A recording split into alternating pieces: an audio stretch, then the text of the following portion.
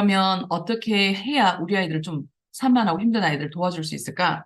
자, ADHD 아이들 특징은 어머님들을 너무 잘 알고 있어요. 그죠? 아까 초반에도 제가 말씀드렸는데, 근데 그 많은 것 중에서도 가장 핵심적인 게 뭐냐면 아이들이 되게 의존성이 커요. 그리고 기억력이 되게 낮아요.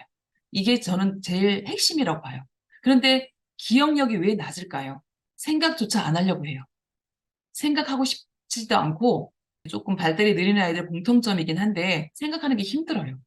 이 힘든 것을 습관화해서 생각해야 되는 거야. 생각해서 대답해야 되는 거야. 이게 훈련이 되어 있다면 그래도 하는데 훈련이 전혀 안 되어 있으면 생각하는 게 힘들기 때문에 그 다음에 어떻게 돼요?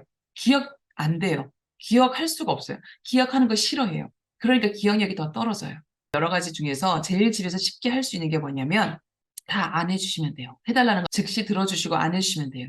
자기가 해야 될 거 아주 간단한 것부터 스스로 하게 하시고 기다리시는 거예요.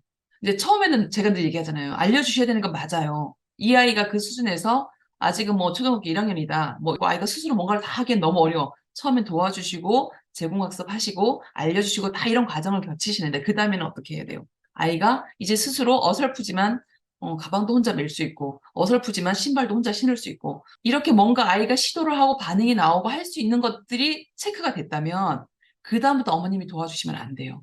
그냥 기다려 주시고 할 수 있네, 잘하네, 칭찬하고 격려하시면서 기다려 주셔야 돼요. 그래서 이 아이가 그것을 성취하고 또 성취하고 이러는 과정을 통해서 이 속도도 빨라져요. 내 몸에 기억이 되어 있는 거죠. 아, 학교 갔다 와서 이제 바깥에서 놀고 온 다음에는 스스로 숙제를 해야 되는구나.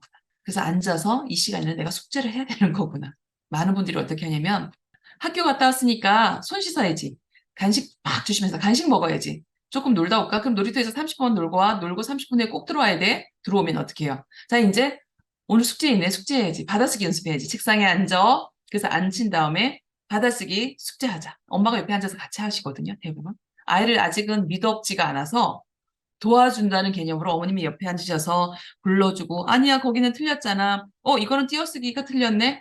매 순간 어머님이 도와준다는 명목하에 아이한테 다 알려주시고 또 지시도 해주시고 그 다음에 뭐 해야 되는지도 다 알려주시고 그 다음에 조금 틀리면 틀렸잖아. 바로 다 지적하시고 그죠? 좋은 결과물을 만들어내기 위해서 노력을 하신단 말이에요.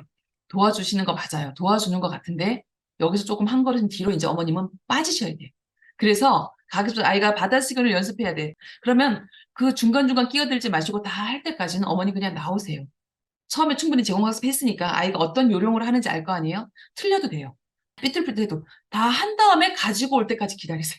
기다리셔서 다 본 다음에 그때 아 너무 잘했다. 혼자 스스로 일단 그 과정, 노력한 거에 대해서 무한 칭찬을 해주시고 혼자서 끝까지 세상에 10번까지 이렇게 잘해왔어. 그거에 대한 칭찬을 훨씬 많이 해주시고 조금 보태셔서 그런데 여기 엄마가 보니까 아직 요런 받침은 헷갈리나 보다. 그래서 엄마가 알려줄게. 그때 조금 도와주시는 거예요. 여기에는 디귿 받침이 아니라 이럴 땐 비읍을 쓰는 거란다. 그렇게 해서 어머님이 조금 지도해 주시고 끝. 근데 거기에 지도해 주실 때에 너무 많이 다 하시면 안 돼. 예를 들면 그 틀린 부분만 살짝 지도해 주시고 빠지셔야 되는데 한꺼번에 다 하시려고 글씨가 너무 삐뚤삐뚤해. 이 띄어쓰기는 엉망이야. 여기서는 이렇게 해야지. 이런 거 너무 많이 하시면 안 돼요. 그냥 처음에 목표는 아이가 처음에 끝까지 다 했고 잘했어. 정말 잘했어. 이게 훨씬 많아야 돼. 이게 한 80%. 그리고 한 10에서 20% 정도만. 근데 요거는 엄마가 조금 아직 헷갈리는 것 같으니까 알려줄게 해서 그거 조금 지도해 주시고 빠지셔야 돼. 이게 충분히 잘하게 되면 글씨나 이런 것들 훨씬 많이 자리 잡혀요. 처음에 이제 아직 서투른데 글씨 뭐 이런 것까지 아직 하다 보면 아이가 칭찬받은 것보다 지적질이 더 많잖아요. 난 역시 안 되나 봐. 난 힘들어. 못하겠어. 이럴 수가 있어서 제가 못하게 하는 거예요. 예, 그렇게 지도를 해주시는 게 좋고, 그러면 의존성도 많이 줄어들어요. 음. 뭐만 할 때마다 엄마 하면 엄마가 왜 하고 가서 해결해 주시면 얘가 엄마만 부르면 되는데 버튼 누르듯이 엄마만 부르면 엄마가 어디선가 나타나서 나를 다 도와주니까 어디 갈 때, 그죠? 엄마만 없으면 되게 불안하죠.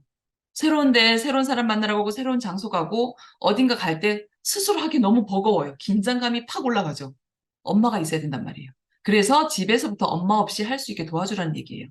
굳이 엄마 없어도 할 수 있는 그 정도는 할 수 있는, 예, 그런 환경으로 만들어 주셔서 너무 지나치게 엄마를 의존하는, 가급적 그냥 혼자 해, 알아서 해, 이게 더 좋을 수 있단 말이에요. 왜냐하면 이 아이들은 따라갈 수 있어요. 기억력이 되게 사실 학습적인 부분에까지 영향을 미치기 때문에 되게 중요하거든요. 이 기억을 아이들이 잘 안 한다고 했잖아요. 생각하는 힘이 약해서. 그래서 이 기억력을 좀 키워주는 훈련을 집에서 해주셔야 돼요. 자, 기억을 잘 하려면 어떻게 해야 돼요? 엄마가 무슨 말 하는지 엄마한테 집중해서 잘 들어야 돼요. 그쵸? 엄마가 나한테 무슨 말을 하는지 집중해서 잘 들어야 되는데 여기서부터 안 돼요. 아이들이 장난감 갖고 놀다가 설렁설렁 대답한단 말이에요. 아, 예, 예, 알았어요.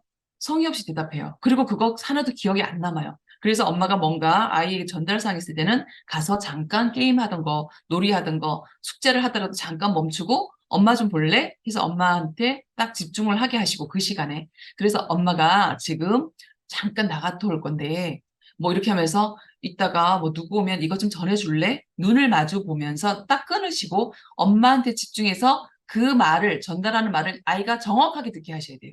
근데 아이가 슬며서 알았어요. 뭐 대충 성의 없이 대충 뭐 이렇게 대답을 하면 엄마가 어떻게 하셔야 돼요? 확인하셔야 돼요. 엄마가 지금 뭐라고 했어? 엄마가 지금 뭐 부탁했지? 확인하셔야 돼요.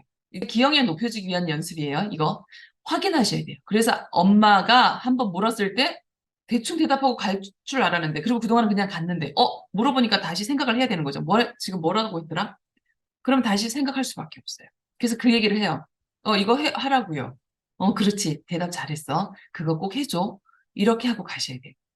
그래서 엄마의 눈을 보게 하시고 하던 거 스탑하고 보게 하시고 그 했던 말을 아이가 잘 기억하게 하시고 기억한 거 한 번 더 물어보시고 이렇게 해주시는 게 좀 도움이 되는 것들이죠. 또 한 가지 도와줄 수 있는 것은 지금처럼 예를 들어서 받아쓰기 숙제 학교 갔다 오면 항상 시키셨어요. 해야 된다고 가르치셨어요. 그런데 아이들이 이렇게 처음에 적응이 안 되고 확실히 내 거가 안 되면 갔다 와서 깜빡깜빡하고 놀죠. 그냥 놀아요. 받아쓰기 숙제해야 될 거 모르고 그냥 놀아요. 그때 어머님이 조금의 차이인데 기억력을 도와줄 수 있는 게 너 받아쓰기 연습해야 되잖아. 숙제해야 되잖아. 이렇게 그냥 이때는 왜냐면 이미 그동안에 기본을 깔아놨잖아요. 그걸 알려주시기보다는 학교 갔다 왔어. 그런데 지금 뭐 해야 되지? 학교 갔다 오면 지금 뭐 해야 되지? 이렇게 해서 아이가 기억해서 그 일을 할 수 있게 도와주시는 게 아주 사소한 팁이지만 사소한 차이지만 아이가 훨씬 더 잘 기억할 수 있어요. 기억력을 높이는 거예요. 그래서 생각하는 거죠. 너 숙제해야 되는구나 생각하고 말하고 가서 할 수 있게 하시면 돼요. 이미 다 알려줬기 때문에 그 다음에 아이가 해야 되는 걸 전혀 모르잖아요. 그래서 이 텀을 주고 기다린 다음에 그 다음에 뭐 해야 되지? 그러면 이때는 뭐 해야 될까? 그리고 이제 가끔은 엄마가 연기도 하시는 거예요. 엄마 지금 장 보러 가는데 장 보러 갈 때 뭐가 필요할까? 엄마 기억이 안 나네. 깜빡했어. 장 보러 갈 때 엄마가 뭐 챙겨가야 되지? 이런 거 있죠. 그럼 아이랑 항상 장 보러 갔으면 아이가 장바구니 챙기셔야 되죠. 아니면 엄마 지금 밖에 나가려고 하는데 뭐가 허전하지? 뭐 지갑 챙기셔야죠. 핸드폰 챙기셔야죠. 아이가 그것을 한 번 더 그 상황에 대해서 인지하면서 엄마한테 얘기해 줄 수 있다면 정말 좋은 학습이 되는 거예요.